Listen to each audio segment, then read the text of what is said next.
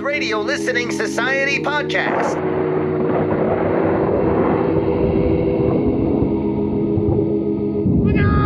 Welcome to the Mysterious Old Radio Listening Society, a podcast dedicated to suspense, crime, and horror stories from the golden age of radio. I'm Eric. I'm Tim. And I'm Joshua. We love mysterious old-time radio stories, but do they stand the test of time?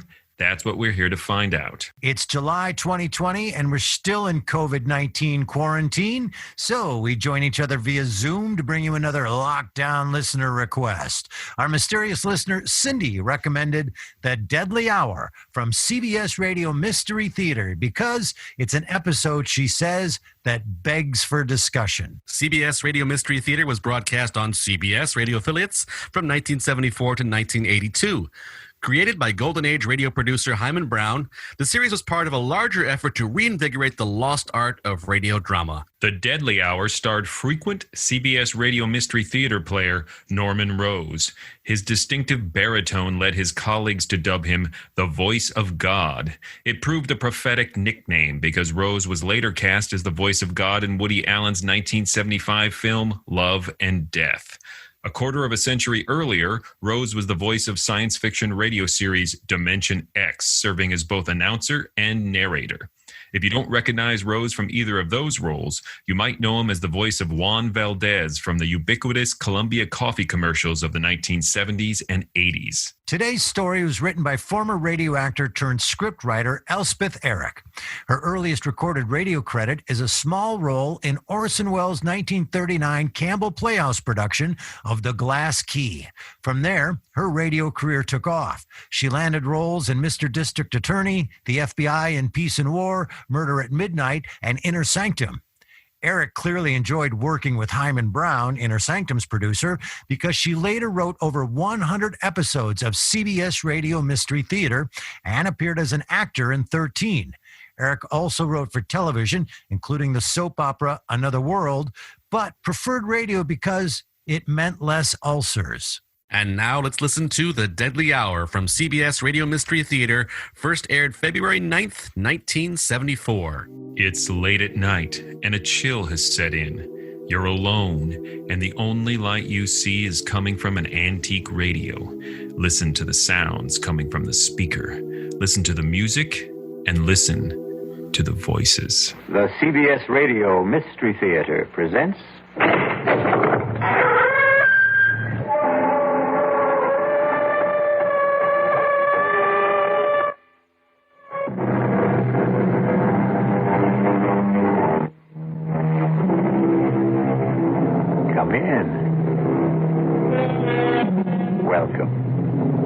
I'm E.G. Marshall.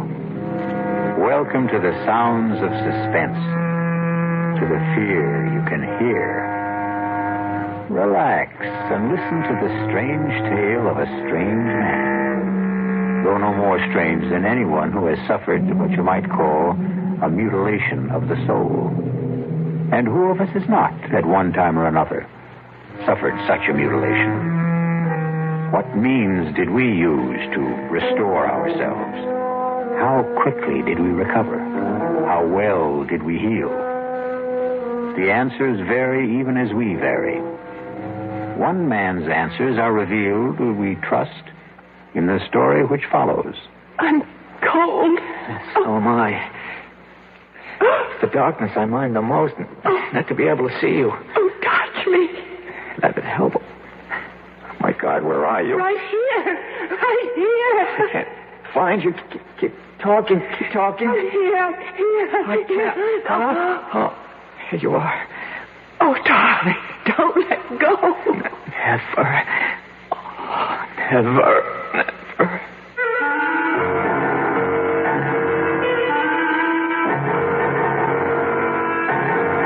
Our mystery drama, The Deadly Hour, was written especially for the Mystery Theater by Elspeth Eric and stars Norman Rose.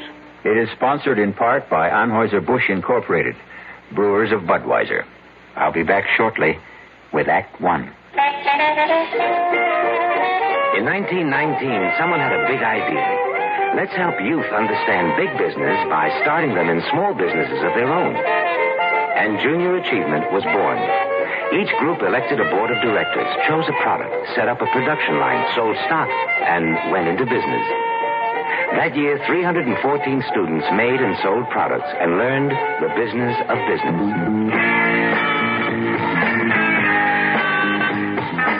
Today, Junior Achievement has grown to nearly 200,000 members. Junior Achievers are designing and marketing their own products and services, from cutting boards to printing. They're organizing sales efforts, writing marketing plans, calculating profit and loss. Running these small businesses helps Junior Achievers understand how big business works. Support Junior Achievement, where youth learns the business of business.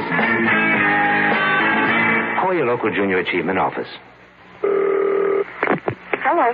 Hello, Mrs. Ken Driggs of Salt Lake City, Utah? Yes?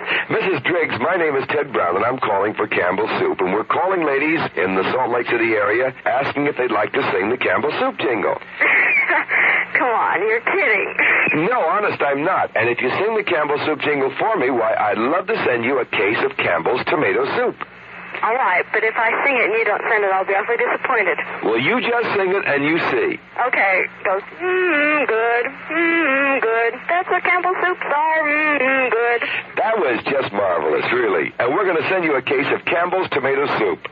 You're kidding. I'm not kidding. How cold does it get in Salt Lake City, by the way? Below zero sometimes. But if you like skiing, you don't mind. Uh-huh. When it does get cold, good hot Campbell's soup warms you up. Yeah, that's right. Now, you enjoy yourself, you hear? All right. Bye-bye. Bye. The preceding recorded message was selected from random phone calls.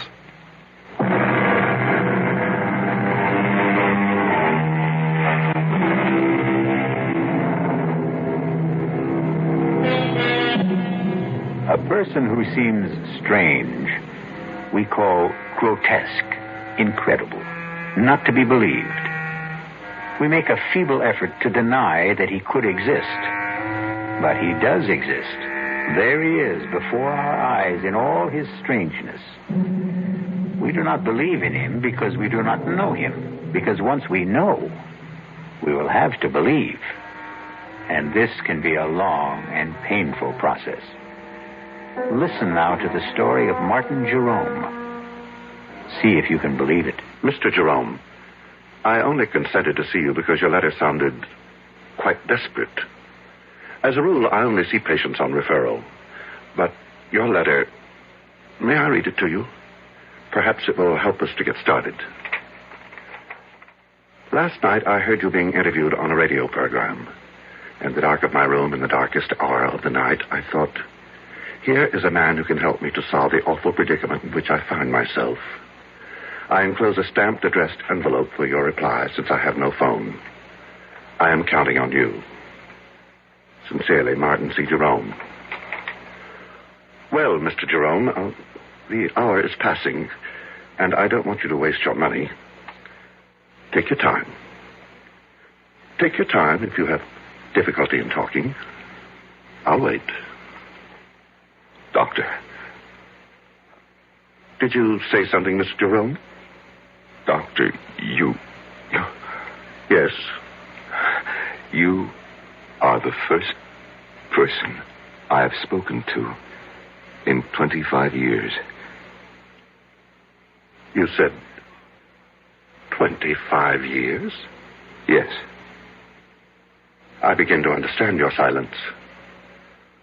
Can you tell me what drove you into this silence? I married a woman. Yes. The most desirable woman in the world. My Helen. My adored one. I never thought that an insignificant man like myself could even aspire to possess such a woman.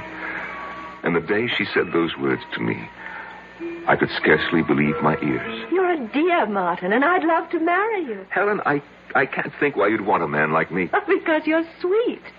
Let's get married right away. What about next week? The world changed completely for me. Everything became immediate. The sun shone just to keep me warm, and the breeze blew to make me cool. Me, Martin Jerome, me.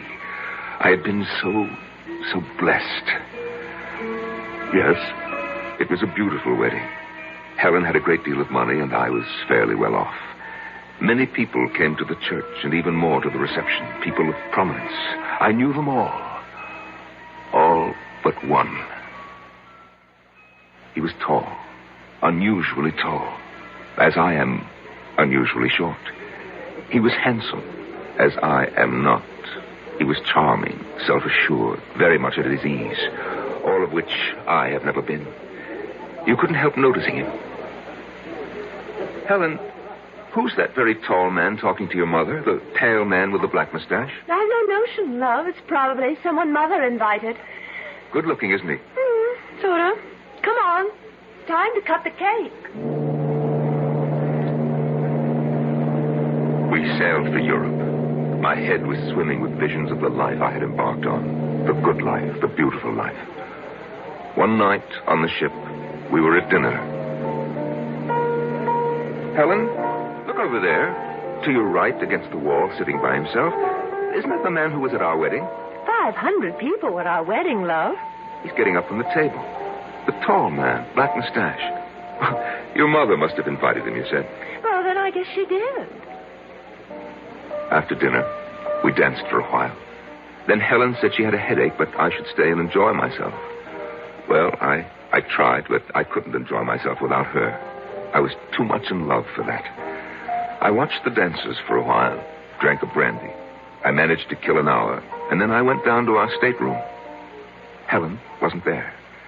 When I stepped back out into the corridor, there she was, coming out of another stateroom about 6 doors from ours. Darling. You weren't in our room. I didn't know what to think. You said that you had a headache. I've been doing a little detective work. You were so anxious to know who the tall man was. Well, I found out. He's not precisely a friend. His mother came to the wedding and dragged him along. Helen, you were in his stateroom. I ran into him in the corridor, and he said to come in for a nightcap. Let's go to bed. Our stateroom is much nicer than his, by the way. We went to Paris.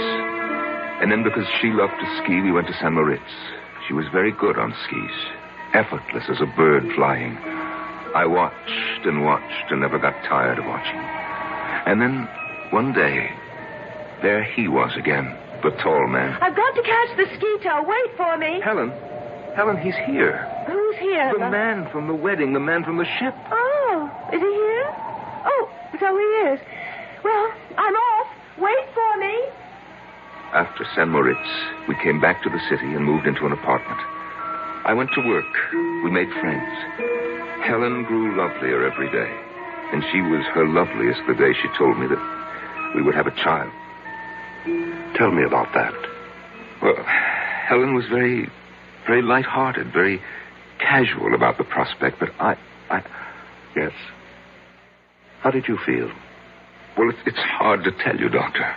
Oh, I know every man is what, excited, happy, I don't know, but I felt bowed down, Doctor, actually crushed by my own good fortune. That a man like myself, so petty, so pitiable, should be given a child by a woman like Helen. Have you always thought of yourself as petty and pitiable? I have. Why? Because I am. Go on, please. I could scarcely concentrate on my work once I'd heard the good news. Helen was on my mind all the time. And one day, I suddenly couldn't bear being in the office, couldn't bear being anywhere except where she was. And I rushed home. I suppose you know what I found. I think you'd best tell me. I hurried to the bedroom looking for her. I burst through the door. And in the bed, our bed, there he was. The man from the wedding. From the wedding, from the ship, from the ski tow. He looked at me, standing in the doorway. He said not a word, but his red lips smiled. And then the bathroom door opened, and Helen took a step into the room. Helen, all scrubbed and fragrant. She was wearing something pink. I think it was made of lace. And she smiled too. While I stood in the doorway, she smiled. And then she said, "Well, love, now you know." And the world rocked, and I felt as though I had died, but I hadn't. I was still standing there. Doctor, I've never told what I just told you to anyone before. Not to anyone? It wasn't simply grief that I felt. It was my pride that had been destroyed. My marriage to Helen had built up a sort of pride. I thought, if she loves me, then I must be something. Oh, it is not a good thing, Doctor, to build your pride on what other people think of you. Or seem to think. No, it isn't. So I cleared out. That was 25 years ago. And I have not said a word to anyone until today. How have you lived? Well, I had a business, import and export. I kept the business, but I dismissed my staff. I had the phone removed and made arrangements to conduct my affairs by mail. I took a one-room flat with a little kitchen, a bed, a chest of drawers, an easy chair with an ottoman. And to one side of the chair, my hi-fi stereo set and my records. To the other side, my books. After my work, I'd sit in my easy chair with my feet on the ottoman, listen to my records and read. Only writers who are dead, however. I'd read till about 10 o'clock, eat a little something, and go to bed. The next morning, go to work all day, and do the same thing all over again. No relaxation of any kind? No enjoyment? Well, vacation in the summer. I shut down the office for 2 weeks and take my vacation. Where do you go? I take a train. 2 trains, actually, and a bus to a little town on the coast called Marsh Hills. You've probably never heard of it. I'm afraid I haven't. No one has. And there's no reason why anyone should. And you spend your 2 weeks in Marsh Hills? Oh, no. No, I merely stable my horse there. You have a horse? About 15 miles from Marsh Hills, Doctor, close to the sea. There's a cave hollowed out of the rock by the waves. And when I get to Marsh Hills, I arrive every year on the same day. They have my horse ready for me, and I ride the 15 miles to the cave, and there I spend my vacation. In a cave? For 2 weeks? Well, I walk. I canter my horse on the beach. I gather what edible herbs there are growing in the rocks. I boil them. They're very tasty, really. And at the end of 2 weeks, I return my horse to the stable and take my bus and the 2 trains back to the city. And you've lived this way for 25 years. Oh, yes. But, Doctor, last summer something happened. I arrived in Marsh Hills as always. My horse was waiting for me, as always. And we started off at a walk for the cave by the sea. There is always a certain excitement when I begin to smell the sea. And I know that soon I shall be out of sight and sound of any human being.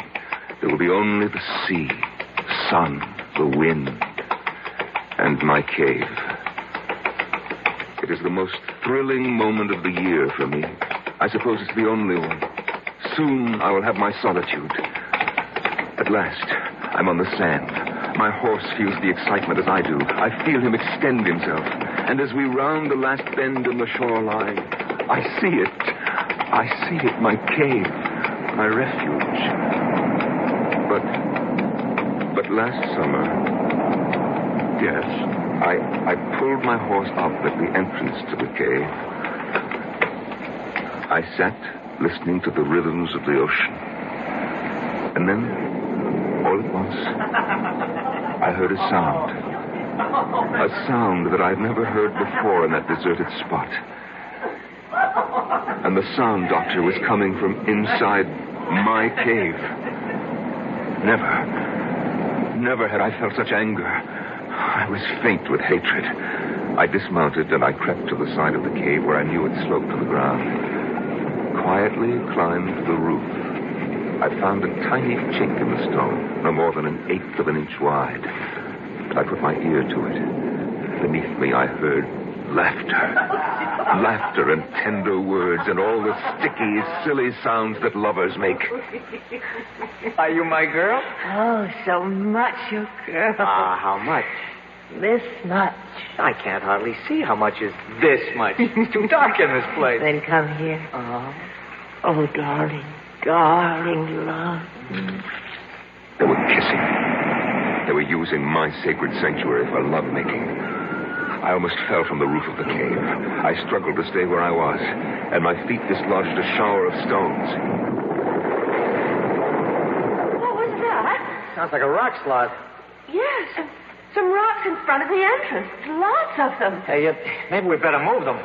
Oh, we can still get out. Let's stay a little longer. I love this place. All right. I climbed down. My brain was on fire. My whole body was on fire. I had never felt such hatred as I felt then. Not since... Well, Doctor, you know when, I've told you. I took hold of a big boulder. Yes, these skinny arms went round it. This puny body pushed and shoved till it stood against the mouth of the cave, was tight against the mouth of the cave. I heard the voices of the lovers, fainter now from inside. George, it's really dark. Darker than before. Aaron, there's no light at all. I had sealed them in.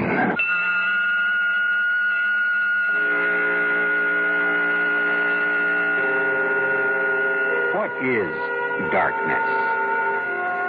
It is the state from which we emerge, and it is the condition to which we return. We come from the darkness of the womb. We leave for the darkness of the tomb. In between is light and life. I'll be back shortly with Act 2. Some research experts say you can't taste the difference between beers. Well, if they're right, then Anheuser-Busch wastes a barrel of time Beechwood aging Budweiser. Only they don't think so. Brewing beer right does make a difference. And they're betting a bundle that you can taste the difference in Bud. When it comes to brewing Budweiser, the Anheuser-Busch choice is to go all the way because they still care about quality.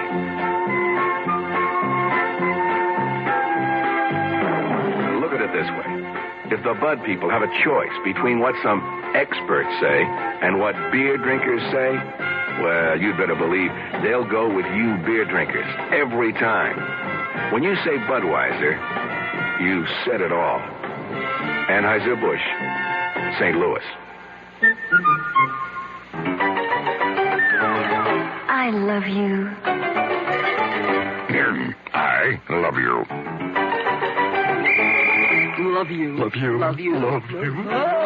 That's why Hallmark makes over 1,000 different kinds of Valentines to get everybody's message across on Valentine's Day. I love you. Let Hallmark say you care enough to send the very best on Valentine's Day, Thursday, February 14th. That's Thursday the 14th.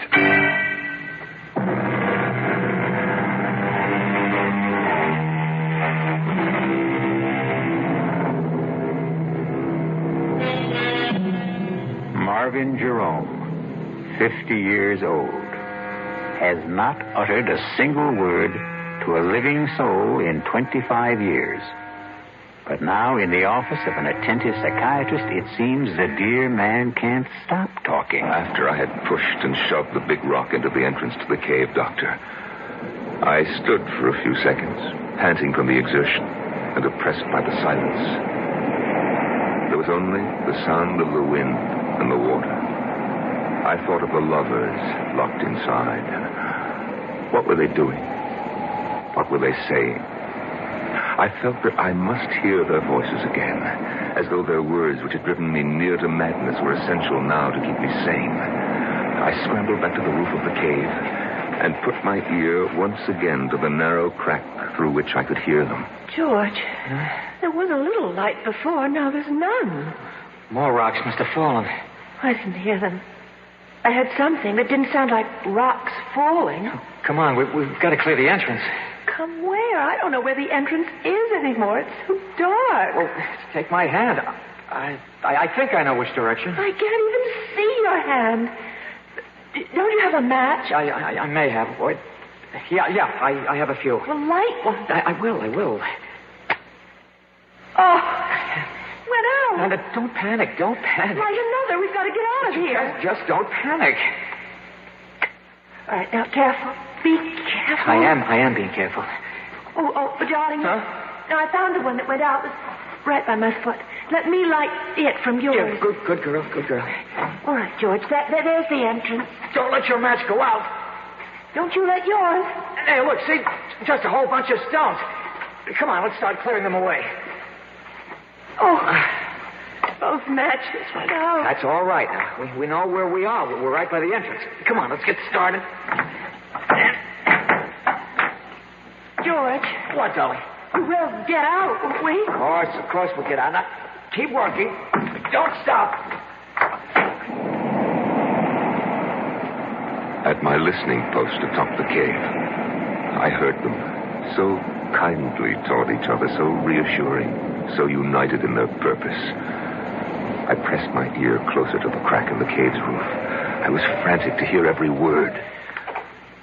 George, it isn't getting any lighter. Shouldn't it start to get lighter? Yes, it should. Oh, why doesn't it? How should I know why? I'm sorry, darling. Oh, that's all right. Marion. What, darling? We've cleared all the stones away. But there's no light. No. None. Why not? Why isn't there? Because there's something huge. A big boulder, I think, up against the entrance. Oh, move it. I will. It's heavy. It must be huge. Well, how did it get there? It fell from someplace, Lord knows where. Can't you move it? I'm trying. Let me help. Put your shoulder up against it. That's what I'm doing. Can't you see? No, I can't see. Do you think I could? Can you see? I'm sorry. Forgive me. All right, let's try together now. 1, 2, 3. Jump! I don't think we moved it at all. No, not a centimeter. Darling, you know what the trouble is? We're tired, that's all. Clearing away all the stones just took our strength. I haven't had anything to eat since this morning. We need to rest for a little while. Then we'll be able to move it. Oh, you're probably right. So let's lie down right here by the entrance so we know where we are. First, I want to light a match. Why do you want to do that? I want to look at your face. Oh. Light it. This is the face I love. This is the face I love. It's dark again. No matter. When we wake up, we'll find our way into the light. Sleep now, my darling. The thought of them, lying there. No, the vision of them, for I could see them. The image was so strong. The two of them pressed close, their arms entwined, their hands clasped. The two young bodies fitted so tightly together against the dark and the cold. The nameless memory crowded in on me. And I knew what it was I remembered and would not name. And it was love. Love. It was love that I remember. I'm sorry, Doctor. For what? For crying like this. If there is anything to be sorry for, it's that it took you so long to cry. All I really know is that when that word came into my head... What word? The word love. I shrank from it as though it was tainted. Poison. Yes. And then? And then? Oh, then. Then, Doctor, I climbed down, I got on my horse and rode back to Marsh Hills. I took the bus and the 2 trains back to the city. You what? I opened up my office. I took the dust covers off the furniture in my flat, and I resumed my old routine. Didn't you ever think of them? I'd shut them out of my mind, just as I'd shut them in the cave. You didn't worry about them or anything? Well, they had each other. Mr. Jerome, I have to tell you, I can't help being shocked. Forgive me. Go on. Well, after a while, the old feeling of loneliness came back. You see, I missed them. Missed them? Yes, it may sound strange. Indeed it does. I began imagining what they might be saying to each other. I couldn't know for sure, of course, but I imagined. I'm cold. So am I. I'm hungry. I can't find you. Keep talking. Keep talking. I'm here. I can't. Oh, there you are. Oh, darling, don't let go. Oh, never. Never. I invented their conversations, of course, but I was fairly sure my inventions were accurate, or nearly so. You simply left them there. For 2 weeks. And then I was suddenly seized with the desire to hear their voices once more before they were silent forever. I closed the office, closed the flat, took the 2 trains and the bus to Marsh Hills. They were surprised at the stable to see me back again so soon, of course, but they saddled my horse and I set off for the cave. The old excitement came back when I started to smell the salt air. There was the familiar thrill which I had looked forward to each summer for 25 years, till they had invaded my kingdom by the sea. Such a tiny kingdom, a cave no bigger than a tool shed, with no comforts, no conveniences, and they had taken it away from me. On the sand at last, we round the last bend, and I see it. My cave, my refuge. And even from a distance, I can see that the big boulder still stands wedged into the entrance. What did you do then, Mr. Jerome? I dismounted. I climbed to the roof of the cave. After all, I had made the long and rather arduous trip to hear their voices once more, if I could. I crouched down. I put my ear to the narrow crack. And were they still alive? Oh, yes. Yes. Weak, of course, but alive. Oh, yes, they were still alive. Are you all right, George? Yes. Are you? I'm all right. If we only had something to eat. Anything. Don't think about it. You think there's any use trying to move that big rock again? No. I guess you're right. Oh, we've got about a third of the energy we had to start with. We better save whatever we've got. Save it for what, George? I don't know. I know. For when somebody finds us, it's possible, isn't it, for somebody to find us? Of course. Oh, George, I'm thirsty. Can you find the place where that trickle of water runs down the side? I think so. Feel along the cave wall to your right. But it's so black in here. You should be there by now. Light the match. No, it's the only one we have. George, wasn't there sort of a ridge, an indentation where the water trickled down in some moss? That's right. Well, I think I found it. Oh, good. There's no water. There must be. There isn't. Then you're in the wrong place. Didn't you find it? You're so smart. I know exactly where. It's about here. I remember this. It ought to be right here. Yes, it ought to be, but it isn't. It ought to be, but it isn't. Marion, shh. food. Now there's no water.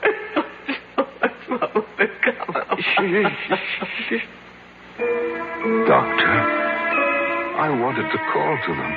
I wanted to say, wait for rain, because as soon as a good rain came, the water would start to trickle down the cave wall again. But I couldn't speak.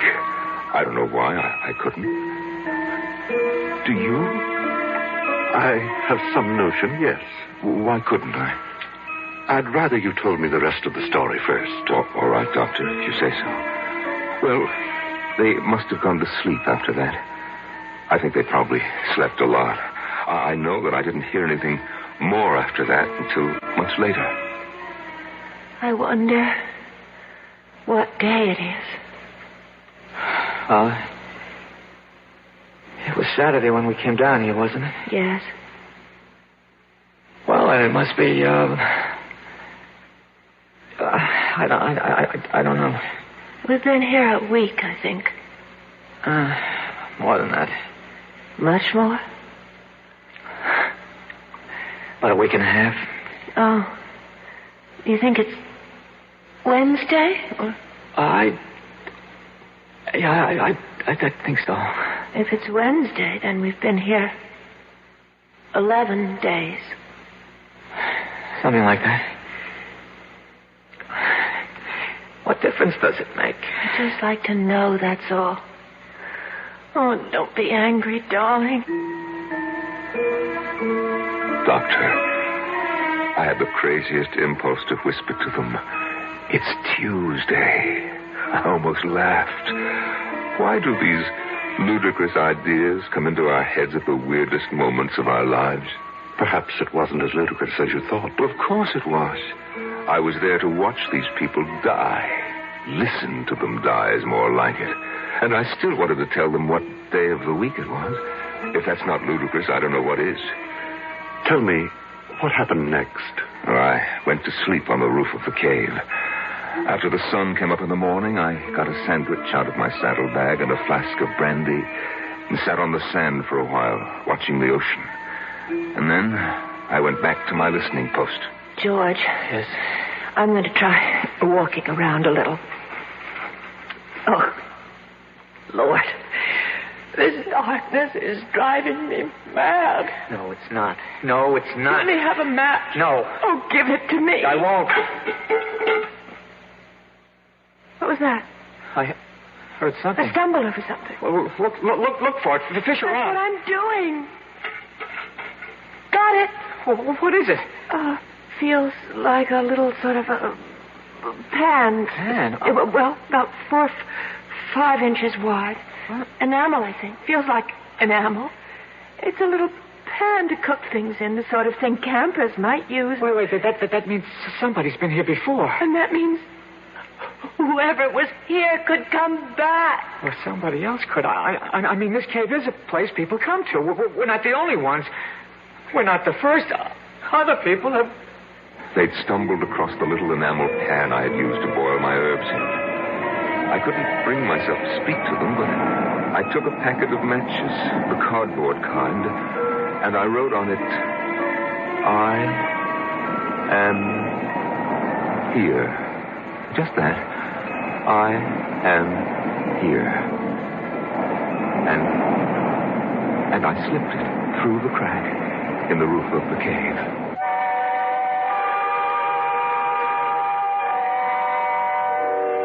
Three little words. I am here. I suppose the most cherished trio of words in our language consists of I love you. But surely there are times of trouble when I am here is even more welcome. I'll be back shortly with Act 3. And now another tale of the ball and chain. As Kellogg's Special K presents Last Tango in Pittsburgh. There I was at Raoul's All Night Tango Lounge. my little orchid, will you tango with me? It was Raoul.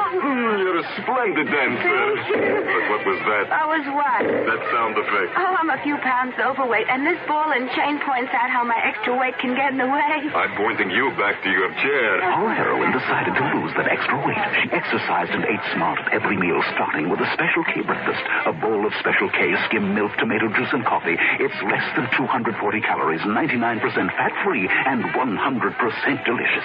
After a while, she was rid of the ball and chain and back at Raoul's. Darling, you're looking fantastic. What a happy ending. What ending? We're just getting started. Raoul, get lost. Your happy ending could begin with the Kellogg's Special K breakfast. And that's another tale of the ball and chain. Give your hand to a friend. Give your heart to your heart. Give your cold. Contact, the sooner the better. Hey, I'm back. How's that cold? Rotten. Get the contact? I got everything. Contact, cold tablets, and this liquid. Oh, no. Honey, it's all cold medicine. Well, sure, but it only takes one contact for up to 12 hours continuous relief from sneezing, drips, congestion. For that, I'd need 6 of your cold tablets. 2 every 4 hours. Or 3 ounces of nighttime liquid. 1 every 4 hours. Or just 1 contact. The tiny dye pills do it.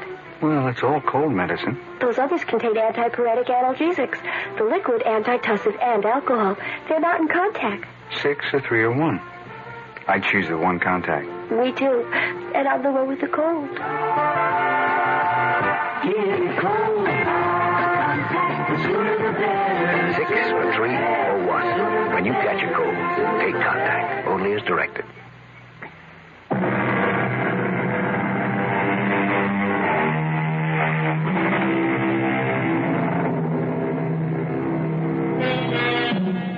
It is the disease of not listening, the malady of not marking, that I am troubled withal. So said Henry IV, according to William Shakespeare. But the disease that troubles Martin Jerome is listening too closely, and his malady is marking too well.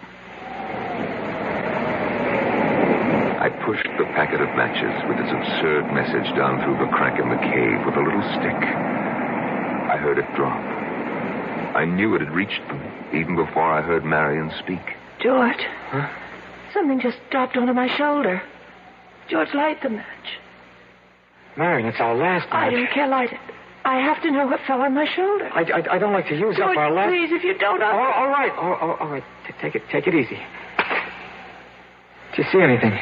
It hit my shoulder, and then it... Here it is. George! Well, it's matches. It's a whole fold of matches. You're kidding. I'm not. There's something written on it here, George. Wait a minute. It says, I am here. Who's here? I don't know. Oh, my God, that's the end of the match. I held it till I burned my fingers. I'm sorry, I couldn't. It's all right. What? We have matches now. Can you see? It isn't signed at all. It just says, I am here. That's all.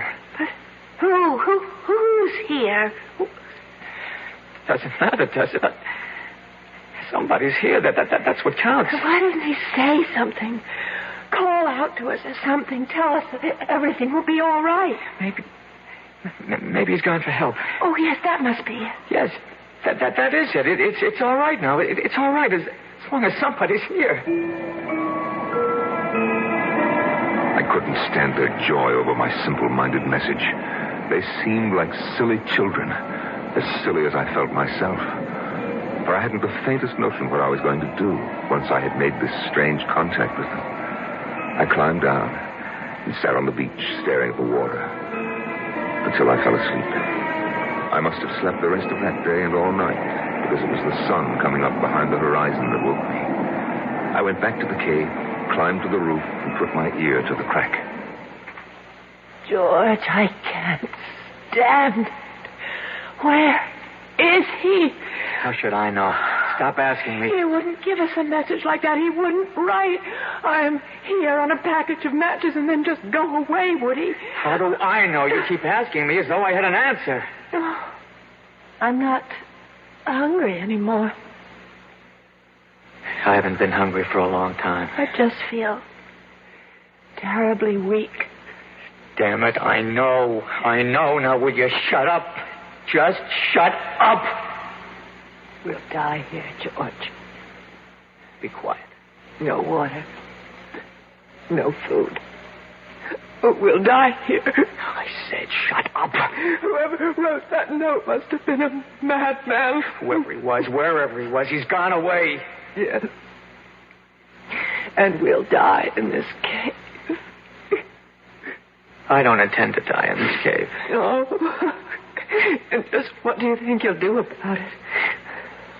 Something. Nothing you can do.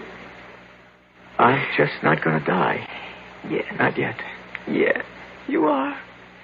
Make up your mind to it. What are you doing now? I'm going to light a match. Matches? We have matches. No food. No water. Just matches. George, I'm not going to die.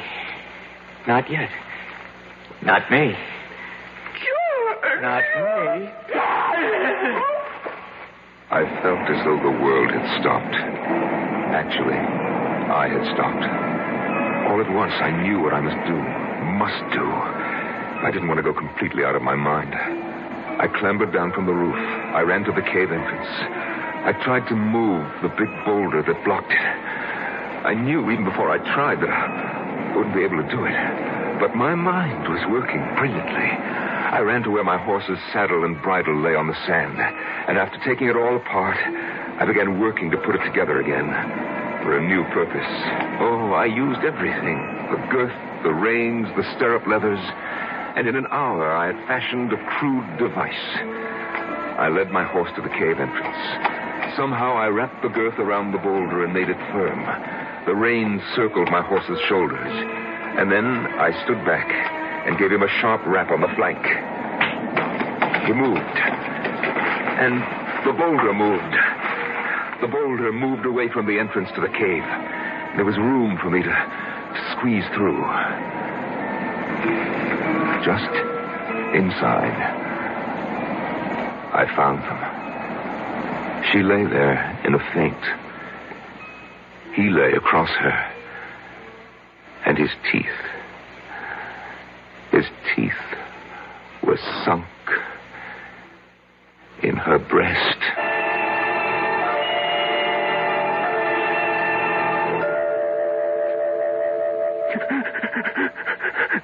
Mr. Jerome, would you like to wait till another time to tell me? No.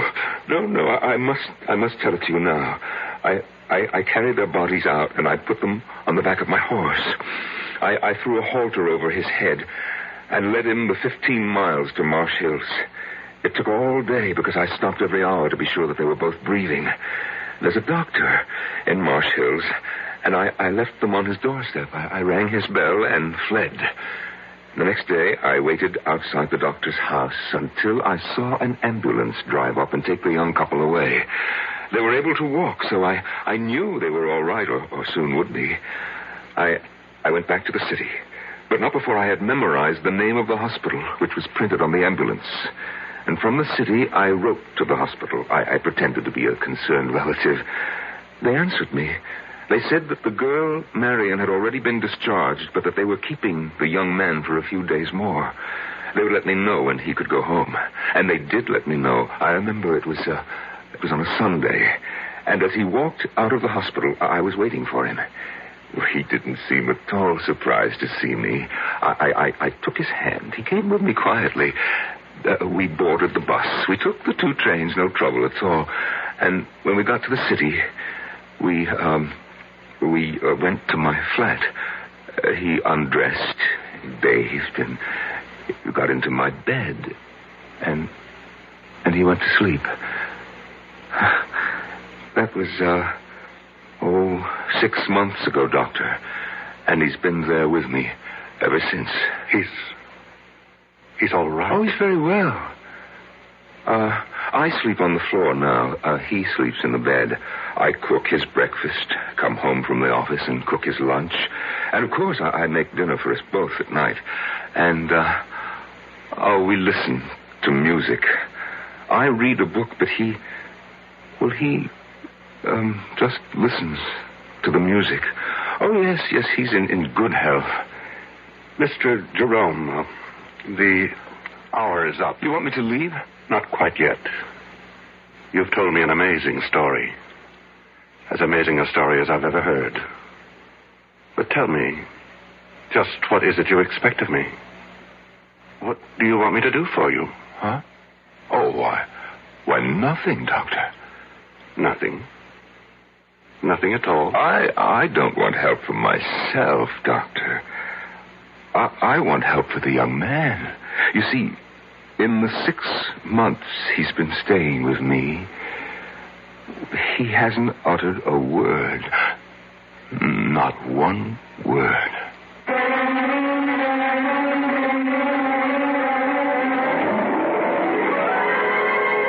see the doctor, young man. Yes, George. He can help you to unburden yourself. He will make the words pour out in full confession, and you'll feel the better for it.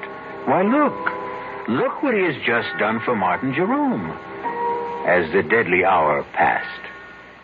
I'll be back shortly. Young I may be, but still I'm a man. Just turned 18, and I'll do what I can to find me a place where I can be me. Get ready for life and be free as the sea. Where do I go from here? Oh, where do I go from here? I finished school, but what lies ahead? Don't want to get trapped, want to feel free instead. All over the world, there's so much to do. It's the call of the sea, don't you hear it too? Where do I go from here? Oh, where do I go from here? What about the new Navy? You'll get your chance at success, learn an exciting job, and see the world. Call toll-free 800-841-8000. That's 800-841-8000. Or see your Navy recruiter. Be someone special in the new Navy. I know where I'm going from here.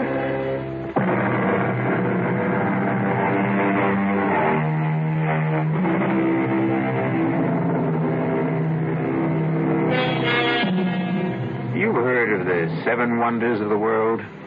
The Grand Canyon, the Taj Mahal, Niagara Falls, and I forget the other 4. No matter.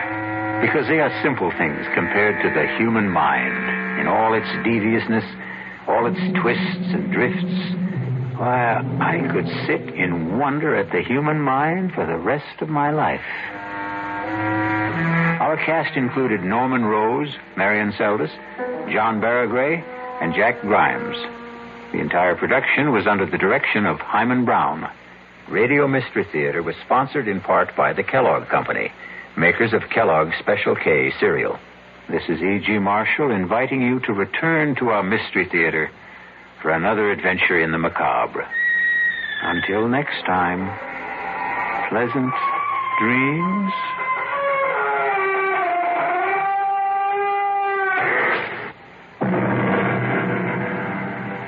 That was The Deadly Hour from CBS Radio Mystery Theater here on the Mysterious Old Radio Listening Society podcast. Once again, I'm Eric. I'm Tim. And I'm Joshua. And that was a listener request that came to us from Cindy, who recommended that we listen to it on the basis that it begs for discussion, which I love.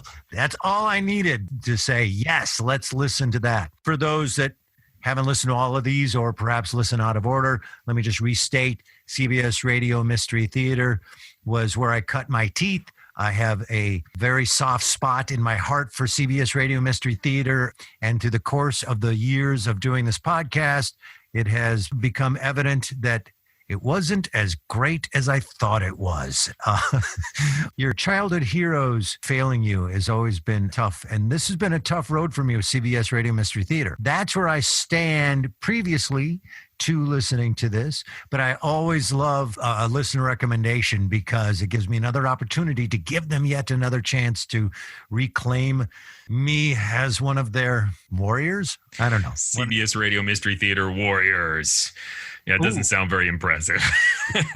No, but it is the new name of my softball team. Yeah. So now let's start the discussion of this particular episode. Tim, what did you think?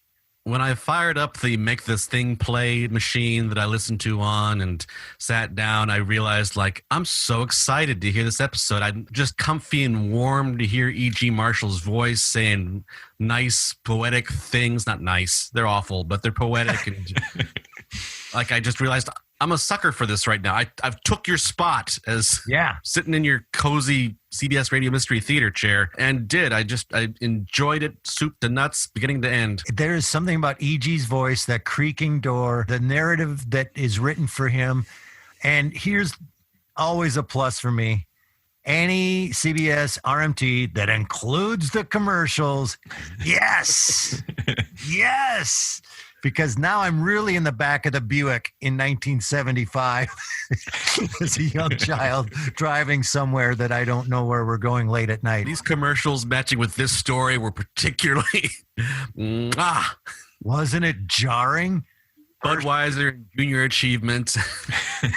I love the Junior Achievement because it felt like someone from Junior Achievement wrote some of the commercials. Like it was his first gig as a 12-year-old member of Junior Achievement. Sometimes I listen to CBS RMT just to hear it, like a baseball game, not to actually listen to it because the sound of it is so amazing and fills my head with memories. Joshua, you don't have all those memories of CBS RMT, and you have been frequently a critic of the 30-minute shows that they stretch into an hour. How did you land on this? I think this one uses its format quite well. And to jump back to the commercials, one thing I like about listening to episodes with commercials in is that it really delineates the 3 acts. And you begin to understand the structure underlying the 45-minute script, if there is indeed a structure. Sometimes it underscores that it's very meandering and repetitive. However, I feel there was enough crazy, perplexing variety of ideas to more than last the 45 minutes, because you are, after 45 minutes, still left with a lot of questions. That you are sent out into the old-time radio wilderness to figure out yourself. That was like my singular thing I liked best about this was it both captured the essence of really old-fashioned Edgar Allan Poe style of story with really modern psychological of, is anything in this story reliable as to being true? So I love the show, and I want to say, Cindy, thank you so much for reestablishing my faith in the show, because I found that episode gorgeous. I loved it. I love the mechanism of being in the office with the doctor to retell the story. I love the performances, and I love the story being so devastated that he doesn't speak for 25 years and gives you a real sense and empathy for how broken he was. And you want him to have revenge. So let me ask you a question. Did you interpret that the couple in the cave is his wife and her lover? Yeah. Because they have totally different names. His wife is Helen, and she's Marianne, and the gentleman in there is George, although they never name the tall, handsome, charming man with a mustache. So we have an awesome choice right now. We can either do an edit in this podcast, or we can discuss the fact that I thought it was them. I think we should roll with it. Okay, let's roll with it, because what? Well, his reaction is a vengeful reaction. He is projecting his feelings toward his wife and his wife's lover onto those two people. So I think it's legit on a first listen, think it's them, because he treats them as if it's them. Emotionally, he treats them that way. Well, it certainly makes a lot more sense that they just didn't randomly find this cave and it happened to be his cave. But partly it's because he's such an unreliable seeming narrator, and his story has an almost dark fairy tale quality to it. So it seems fitting that they would just show up there to bedevil him. Yeah. But I think it's clearly another couple. No, I'm not arguing it anymore. Let's be honest. I feel kind of stupid right now because I went, now they're in the cave, those two, and I never stopped to listen to their names. Don't feel stupid. I thought so on my first partial listen, and I had to halfway through back up to see if I heard their names or not. But that's because he acts so angry. I jumped to your same conclusion, but then heard them be given different names. That changes everything. I know. You realize that right now on this podcast live, people are listening to this and they're listening to me go, wait, what? This is a whole different story now. It's darker. Yeah, it's darker. He's trying to listen in on the intimate details of the love between these two total strangers, if that's indeed what happened. Holy crap. That's why the shrink is so shocked when he casually mentions, and then I went back to my regular life and left these two strangers sealed in a cave. So imagine now that I'm thinking all the way up until, 40 seconds ago, I'm thinking, so he befriends the guy that his wife had an affair with. He moves in with him and takes care of him for the rest of his life. That's as crazy as any other interpretation, I think. I think my story's better. Let's back up, because there are many different ways to interpret the story itself. Do we start from the fact that we think the story is just Martin giving his tumultuous emotions some kind of narrative to express how he has healed, as E.G. Marshall calls his wounded soul or something? He has a really strong phrase at the beginning. We've all had this destructive thing done to our soul. Mutilation of the soul. Yeah, mutilation of the soul. So is this all him working out his feelings through a made-up story, or did this all actually happen? And what I think is great about the story is it works both ways. Yeah, by the end, I had no idea if he actually did marry this woman who had this paramour and that he didn't speak for 25 years and then had this cave, or was he in fact the guy who was trapped in a cave with his wife that he started to eat her? I think that's a legit interpretation. Which character he is, if there are more than one character, is the story real at all? Hold on a second, guys. These are my notes, and I'm just gonna throw these away because I didn't catch any kind of nuances like that. It's because the ending is so ridiculous that he would take this guy in, and that he also, by coincidence, would completely stop speaking, that you question everything that's said. Well, I'll say this, Tim. I did write down, you met the guy coming out of the hospital and neither of you spoke a word and somehow came to agreement that he would live with you and you would take care of him, because he states at the beginning that he hasn't spoken to anybody until this moment, which means that he could not have spoken to that guy that he met at the hospital, which means that those two didn't speak to each other, yet figured out how to become roommates, which to me is a flaw in the story. Like, what's going on here? But now as Tim's putting it, I think he's right. I think it's Fight Club. I think he is that guy. Yeah. For me, the most enjoyable way to look at this is that this is a story that Martin has hung over his emotional damage. And I interpret it as the wedding to Helen being the real thing. And that's what caused the damage. And everything else after that is his way of seeking help. You're saying that you think he did get actually married? I do think so. But what I love about this story is it's endlessly interpretable. I interpret it as Martin's story is about that tyranny of the insecure and the needy. He says over and over again that he doesn't see himself as desirable in the eyes of Helen. And so he might even have imagined this love affair. I don't totally even believe that much, because it's this man who happens to be everything he's not, literally tall as I am not, handsome as I am not, clever as I am not. That again feels like fairy tale language. It's so heightened. And that scene of, well, I guess now you know, and they're all laughing at him, seems again like that's ridiculous and weird. And it seems unrealistically skewed through his perception, if it happened at all. And did you imagine her coming out of the bathroom hugely pregnant? Because in the scene beforehand, they're going to have a baby. And that also just disappears. And I don't think that's just the writer forgot about I did imagine a little baby with a mustache. He never mentions that he has a kid somewhere. Oh my God. Again, I just miss so much stuff. It's deliberately doing a lot of sleight of hand. Well, there's that self-fulfilling prophecy when someone is so insecure. And that's what I felt this whole affair thing was. Whether it was imagined or if it really happened, there comes that point where you are so needy and all your self-worth is drawn from another person until they finally don't have any more to give you, because this guy Martin's always going to see himself as pitiable and puny and pathetic until it actually comes true.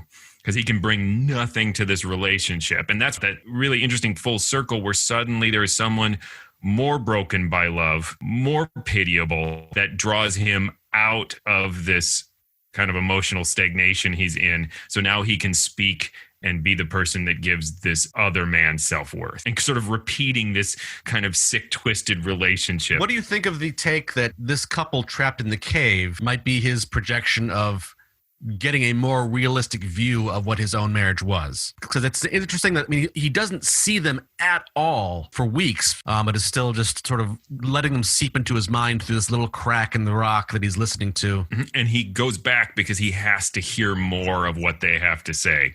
It's almost like as he goes away, he can't imagine their voices anymore. He has to hear it. Yeah, no, I think that is a legit reading of it. And he's horrified by their love. He's repulsed by it, but he wants to come back and experience. It's kind of like that idea when you're starved and food is both like, I have to eat more food, but then it also makes me sick because I haven't had any. And they literally reach that point of I'm no longer hungry. But then it is pretty ghoulish and shocking when he turns around and attacks her and just bites into her.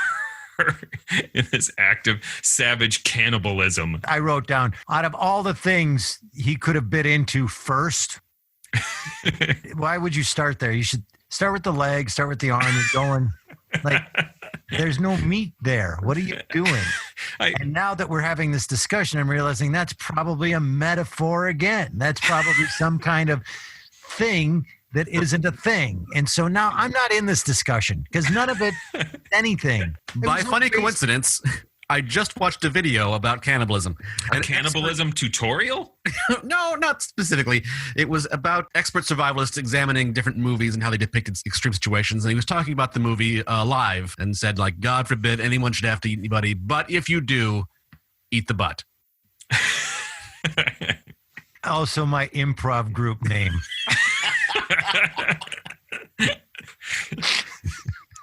Or it could be another sports team that is playing against the CBS Radio Mystery Theater Warriors. Hanging on, eat the butt. The inner sanctum, eat the butts. I know the guys in my life that would actually name their softball team Eat the Butts. All right, so I am pretty quiet right now because I just don't know what to think. None of this was obvious to me. I was listening to a straightforward story. I was taking it for face value. This all happened, and this guy, as I mentioned, I thought it was the wife and lover, so he got his chance at revenge and took it. And then weirdly ends up taking care of the guy and gets his ultimate revenge because he doesn't speak for 25 years either. So now I'm going to jump on board with you guys. That doctor wasn't actually there. There's no doctor. That show didn't actually air on CBS Radio Mystery Theater. That was all in his head. The entire thing was in his head. He's actually a donkey in Peru having these thoughts. With Juan Valdez. Right, with Juan Valdez. I don't know what to say. I am so confused now. So I still think it works as a literal story, and the fact that it doesn't always make real world logical sense, it keeps making thematic sense. It has that Kafka quality where it feels both like something you might experience in real life and also in a dream, and blurs those lines. I really love the moment when he drops the matchbook in with the I am here.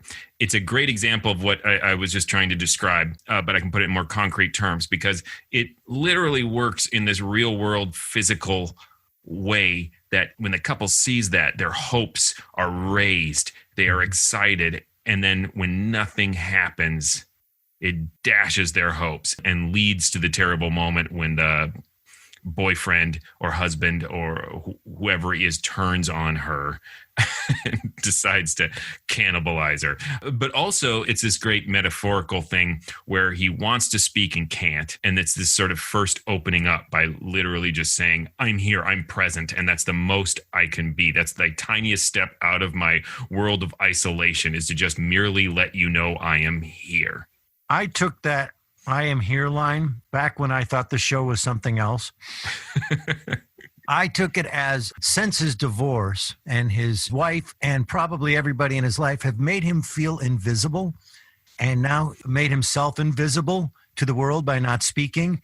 And this feeling of invisibility is something that people feel unrecognized, or no one is paying attention to them, or not being seen, not literally, but just not feeling like anybody cares. And so I thought it was brilliant that he wrote, I am here, is this idea of reaching out of, I am somebody. I am here. I exist. Someone please notice me and give me credit for being of value. That's a strong interpretation, especially because he writes it on a matchbook of like, they are literally blind, and he's literally going to give them the capacity to see.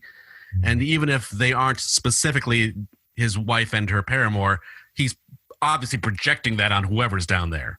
And earlier, the woman actually says, once they realize they've been shut in and they're still very much in love, and they're saying, I just want to look at your face.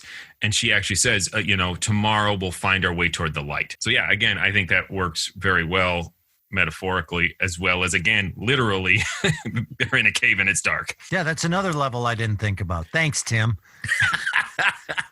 There's so many great little moments, too, when he goes home every night. He arranges somehow to work via the mail, which I would love to just do my job via snail mail. And then he sits at night in an easy chair with books on one side and his hi-fi set on the other, listening to music and reading books by dead authors, which I think is fun to point out that he's dead as well, and he only reads dead authors. But my immediate response was, that sounds awesome. My immediate response was not only that, does that sound awesome, but I also said, we call that COVID.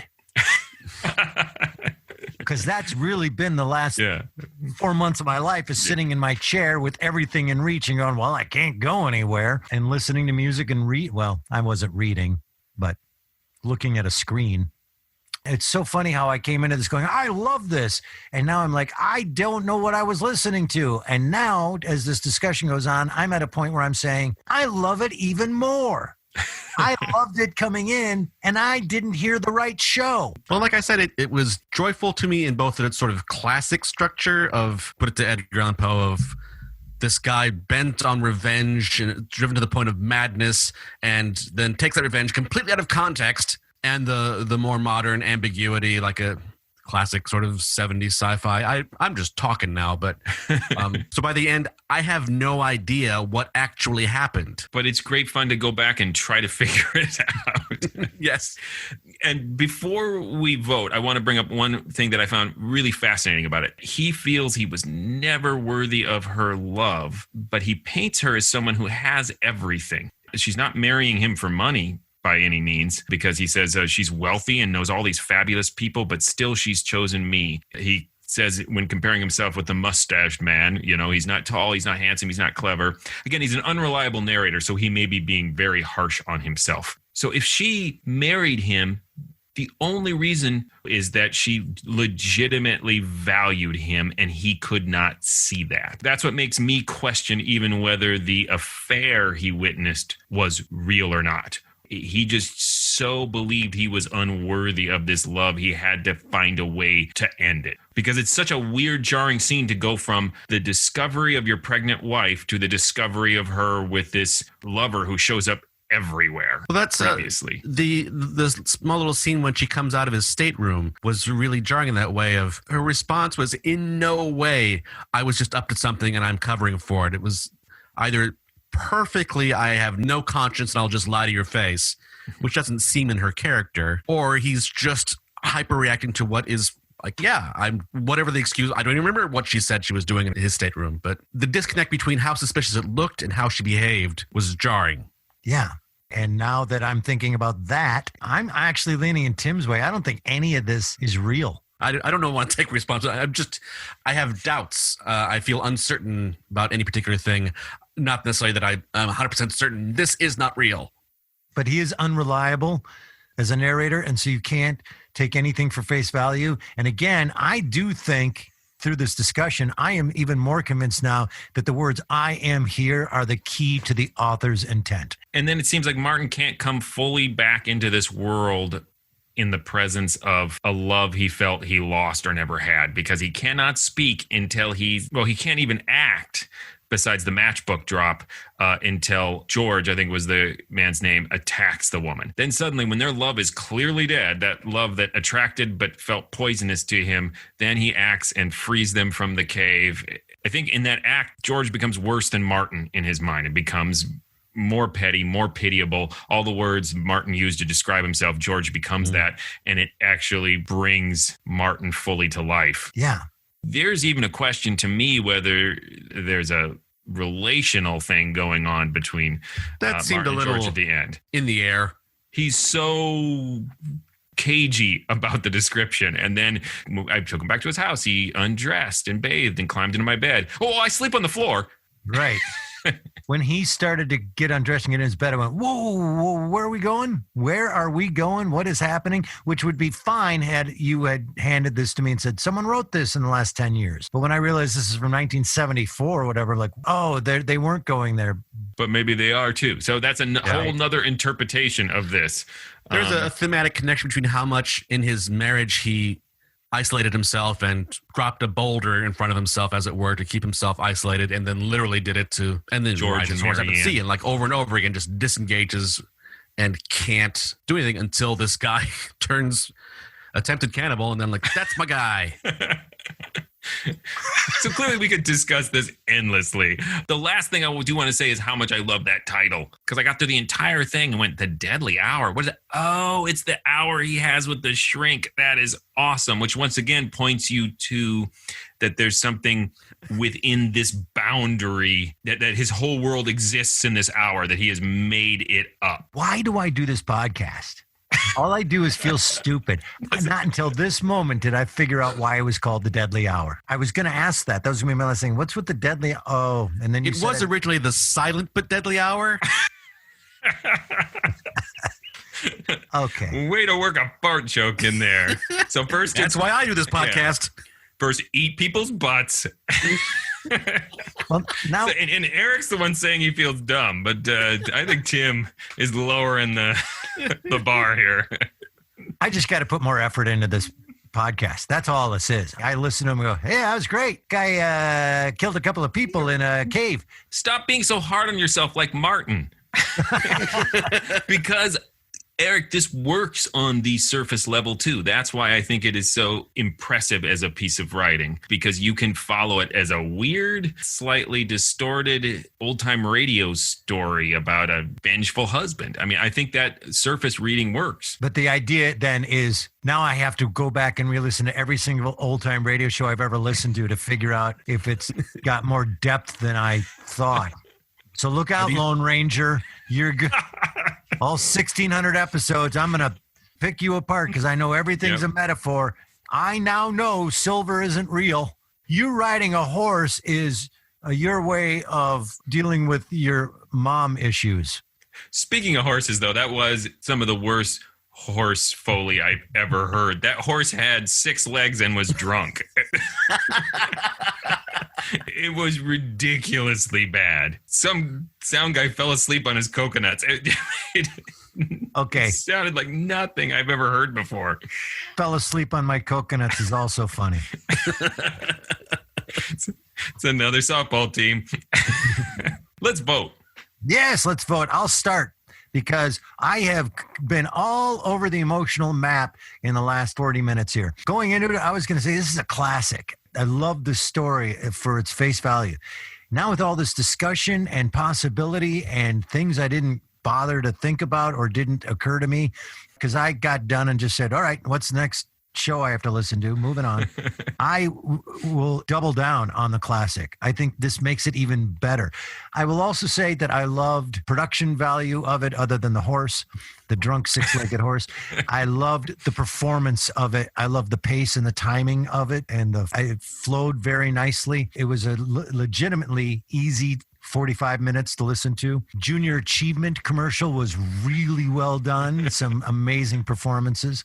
So I will stick with that. And I'm going to say this is a classic. I think this is a really great piece, even better than I thought when we started. I finally remember the commercial that really hit a crazy note was the ball and chain. If you listen, the old ball and chain. If you listen to CBS RMT, Special K was a frequent sponsor of the show. And that commercial, the old ball and chain commercial, appears in a lot of the old episodes. So I'm used to hearing that commercial. Are you too heavy for tangoing like that? But what? Who isn't? Really? I'm going to call this a classic. It is not the typical sort of must-listen-to radio thing, but the script it has so many layers. It stands up to so much interpretation. It's so rewarding just to listen to as enjoyment. It might just be I sat down at the right time in the right place I'm going to enjoy the heck out of this episode of CBS RMT, and I did. I called it classic. Yeah, I agree with you guys. I think I mentioned this a couple episodes ago, but my definition of classic is, can you listen to it again and get more out of it? Certainly you can. I think you can just keep mining the sucker for weird stuff. I mean, one of the things we didn't get into that I loved about it too is I felt there was a really strong integration with the thematic story elements and E.G. Marshall's interstitial dialogue. And sometimes it really just feels like he's just reading out of a thesaurus to fill time. But here, there's just so many nice echoes from the beginning too, where he challenges you. This is a strange tale. Can you believe it? So he right away sets you up like, you maybe should question this. Did it really happen? Who's telling this story? Is that directed at me, Joshua? Eric Webster should. Yeah, I was told by E.G. Marshall to not take this at face value, and I should pay attention. Just listen to E.G. Marshall a little more, Eric. The classic for sure. All right. Tim, tell them stuff. Please go visit ghoulishdelights.com. That is the home of this podcast. We have a lot of other episodes there that you can listen to. It's a great way to get a hold of us. You can comment on episodes. You can send us a message. If you have episodes you'd like us to discuss, that's the great way to get the message to us. It'll also link to our social media pages where you can go there and chat with other members of our listening community. Yes, you can also go to patreon.com/morals and support this podcast. We've got a lot of great stuff for you to listen to. If you become a member, we have the Cliffhangers of Doom podcast, a monthly podcast looking at serials. And right now we are listening to, and we will be for a long time, The City of the Dead by Adventures by Morse. You can also go to iTunes and write a review because we really do appreciate that. Just write a 1-sentence review, 5 stars. I am here. That would be awesome. Creepy and inspiring. And I'll take it at face value that you're actually here because I'm an idiot. Also, you can see us performing original works of old-time radio shows by going to parksquaretheater.org or ghoulishdelights.com. Park Square Theater and Mysterious Old Radio Listening Society have partnered here in the summer of 2020. We are doing original works, recording them in studio, and then you buy a ticket and you join us on Zoom and we play those recordings, edited, produced recordings back of these original shows to you, and then we have a Q&A afterwards. In this month of June of 2020, we have another show coming up in July 20th of 2020. And we are doing an episode of Candy Matson that is a lost episode that the script exists, but not the recording. So we're going to bring that one out. And then we're doing an original written by Tim Uren, which is called Minnesota Hot Dish. No, the Minnesota Goodbye. Which is a mystery thriller that Tim wrote. So please join us for that. All right, what's coming up next? Next, we will continue with our listener lockdown, and we will be listening to an episode of Suspense called The Black Door. Until then... Look out! Come here. Oh, darling, darling love. And you may tell yourself, this is